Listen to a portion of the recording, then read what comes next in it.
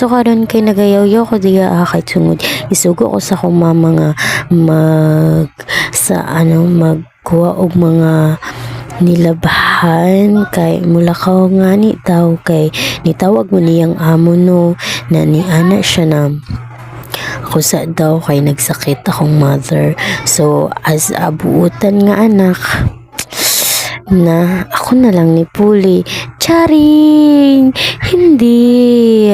So yan guys, natapos na akong pugo ng mga diya ako ng mga nilabahan. So nana ko maligo na ako kay dugay lagi kay kumulihok no dugay kumulihok guys.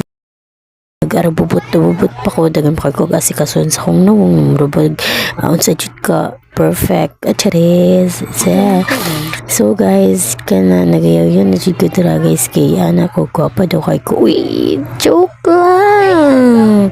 So ayun guys, this is muna ko gligo diya nagalakaw na ko pagawas sa mua kay naanay sakyanan nagawit sa ko charis unsa ko to si princess. Uy, so that's guys is nakasakay na ko padulong sa amo sa kong mother.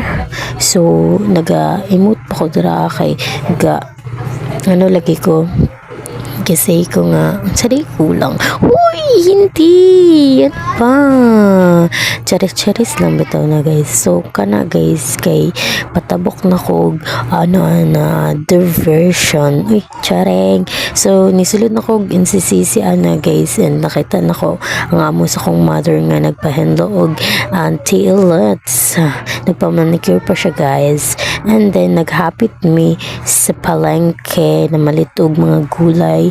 Nipalit po siya og paborito niya na mani. Huy, mani.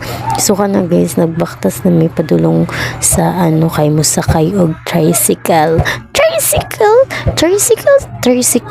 Basta kana sikat ata. Uy, basta nalibog na ko kana guys. Basta nisakay na mi ana guys. Nakasakay na mi ana padulong dito kana day ang ginasakyan na mo padulong sa balay sa among amo pala ni Mami Charing o kana day itong gipang palit day ni guys ako na nagdala kay buutan nga ni. Uy, hindi. So dra guys hapit na jud may maabot guys kay ginapadali niya kay nagsakit na daw lagi yung tiyan and then